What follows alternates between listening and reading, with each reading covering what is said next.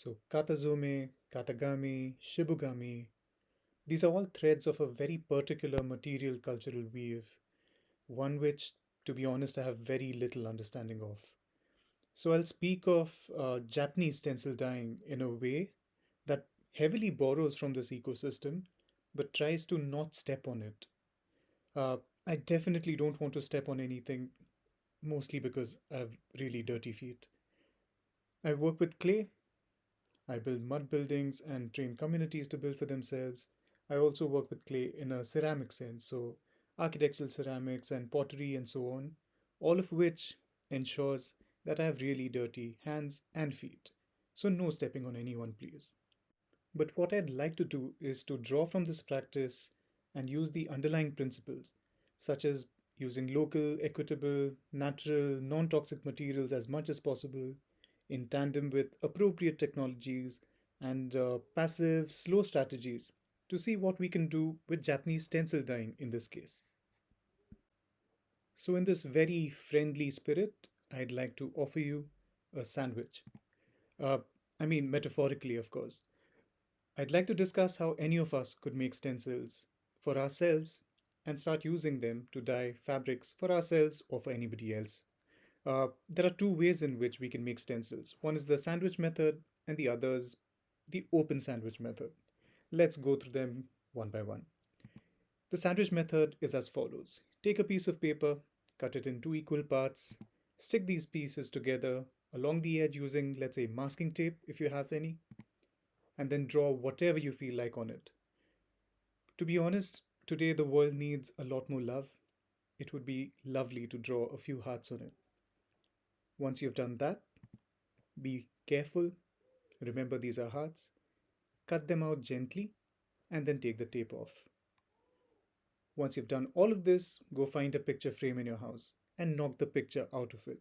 Because we'll be hammering nails every few millimeters along the entire edge. And then using a straw, we can guide a piece of thread crisscross all along this to create a mesh, one which can help us create our sandwich.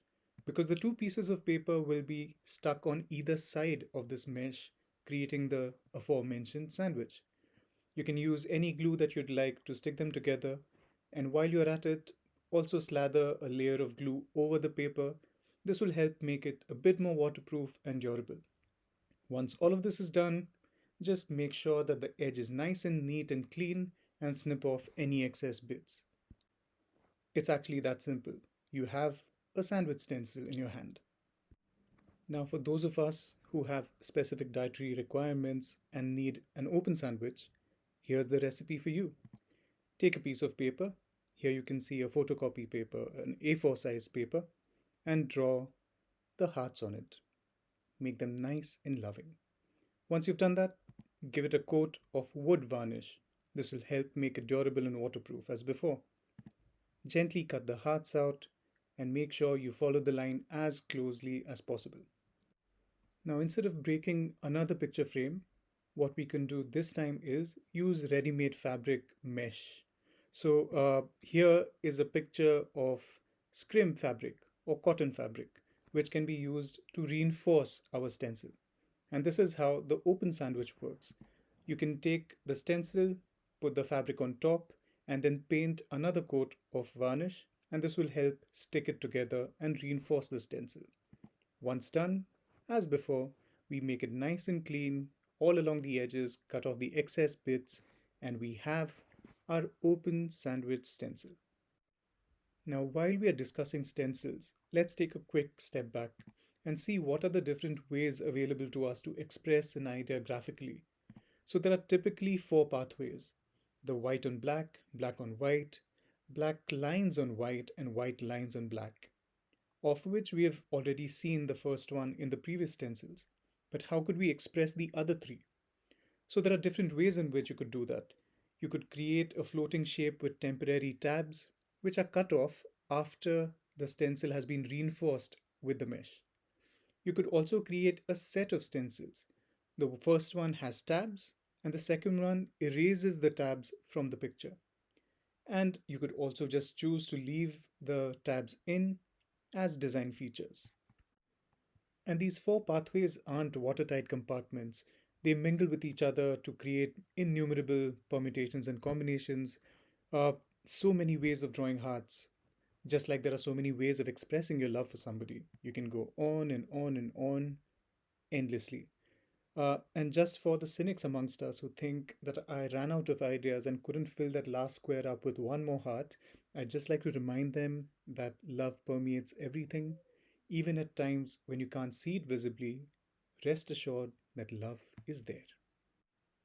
And with that poetic excuse, let's just move on. Uh, the possibilities don't end here. Let's just come back to one stencil. This is your white on black. Now, depending on what you choose to pass through the stencil, you'll get completely different results. So, for example, let's look at the traditional resist pathway. This could employ lime, gum, clay, starch, or a combination of the above. Here are two possibilities. The resist can allow you to have an indigo dip after that, or you could also apply a cold mordant and then dye the fabric in a dye pot. I've indicated the second option by the color red, which kind of suggests madder, but it could be any other dye as well. So wherever the resist is, the color is not. But you could inverse this also. You could flip it over to apply color through the stencil, and the color could be using dyes, lake, pigments, or a combination. This is kind of the soy pathway, if you can call it that. Instead of which, you can also generate positives by the use of mordants through the stencil. And these will typically give you brighter, more vibrant colors. And you can, of course, play with the colors and overlay them as indicated in the lower box, wherein the madder dyed fabric has then been dipped in indigo. And apart from using resists and mordants, you can also use what I call resmords, which are resists with mordants in them. And that gives you a different palette of color and shade possibilities, which allows you to extract as much as you can from one single stencil. The boxes that you see here are indicative. You could again create permutations and combinations of these pathways to come up with many, many more options too. And remember, all of this is with just one stencil. Now, irrespective of how you created your stencil, either the sandwich or the open sandwich method, you have a stencil in your hand now. And let's stick to the traditional resist pathway for now. So, using one of these stencils, we will pass resist through it, and you will print these hearts of resist onto the fabric. Once they are fully dry, we can give them the indigo dip treatment and build up the color that we want in multiple dips. Once we get the color that we want, we can wash the fabric completely to get rid of the resist and to expose the color of the fabric itself, giving us white hearts on a blue fabric in this case. Now that you have an overall idea of the entire cycle, let's just go through two illustrations, one of the sandwich process and the other of the open sandwich process. So this is a blade sketch, by which I mean that there were no pencil lines drawn, but just free form blade cuts were made on the sandwich paper. In this case, it's baking paper which has been stuck together with masking tape. And you get a pattern of something that looks like a bird in hedges, maybe? I don't know. Here is the way in which we can create the mesh. You can see all the nails, you can see the thread in between, and that is what will sit in between the two pieces of baking paper. And here you have the final stencil, wherein it has been glued together, it has a coat of glue, and the mesh is in between the two. This stencil is now placed on a fabric which has been dipped in tea, and then a clay resist was passed through it. Once this resist was fully dry, a layer of fortified fermented mud smoothie was layered over it. This results in a black on off white kind of a print, a basic tannin iron reaction, much like the Malian Bogolan Fini, if you've seen any. Now, those of you who would like to try this and would like to make your own fortified fermented mud smoothie, I would point you to a little document on my webpage which is called Dear Sweetie, I've left some mud and tea on the table for you. I hope you die. Okay, that was a shameless plug. I'm sorry, that wasn't needed. Let's just quickly move on. From the sandwich method, it'll be good to look at an example of the open sandwich method. Here's a pretty stencil from the Katagami project webpage called Koi and Pine in Stream. Let's try and reverse engineer that. Not the greatest of reverse engineering projects, but here's an A4 size paper already painted with varnish as indicated earlier. And I've drawn the koi fish, resized them a bit, rearranged them, made them look a little cuter. Because the intention here was there's a baby koi swimming between mama koi and papa koi. Once we have the basic lines in place, it's time to start cutting the stencil. So here you can see that the scales of the koi have already been cut and a few more lines have been added. And here is the complete stencil in terms of all the cuts being made. This is what it kind of looks if you shine a light through it. This also gives you a sense of the size, which, as I mentioned earlier, is A4. Now we can paste a layer of cotton scrim fabric on top of it, and this reinforces the stencil, which means we are ready to start printing with it. And this is what a basic resist print would look like. Now, if this resist print was given the good old indigo treatment, this is what it would look like. And instead of the indigo treatment, if we went down the soy route, this is one of the many possibilities that you could come up with. And because this pattern repeats or can repeat vertically, you could turn it into a scroll. So something like this. Sorry, what? Oh, you want a closer look? Okay. I mean, feel free. You can zoom in yourself and take a closer look. Wait, that's not what I had in mind. I thought you wanted to look at the scroll. That's not nice. I'm gonna zoom back out. See, we are becoming creatures solely stimulated by visuals and not by the whole bodied experiential mode of being. Our relation with the material world is increasingly as onlookers and not as co workers engaging with a common context. We treat stencils the same way too.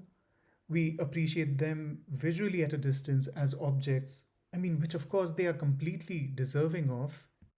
But this outweighs their cultural potential as equal participants in a collective reflection. How can the stencils step out of their role as products and ease into the much more dynamic world of process is what may be a direction to explore. Can we move from a consumerist aesthetic towards reclaiming an aesthetic of practice? And can this aesthetic be one that is aware of the reflective potential of our non human colleagues? The blade is as much of a mark making tool as a pencil. Many times it's referred to by its Arabic name, which is kalam, also a name for the pen or the brush in a different context. You write with the blade. We cut a path of no return with each step. So, how can the blade inform our practice, a practice beyond stencils? The paper offers space to ask ourselves what patterns mean to us. What patterns am I reinforcing in my life? What do I let pass through on a daily basis? What do I resist? What patterns do I want to create in my life? And how does this all reflect upon the stencil? How does it become a conversation with the stencil?